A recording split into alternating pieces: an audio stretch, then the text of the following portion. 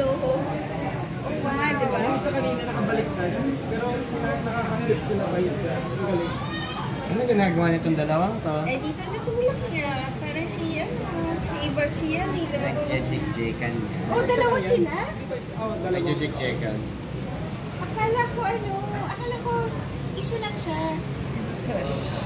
And ito kasi si LRT yan eh. One car, two bar. Yeah, makes sense. One car, two bar.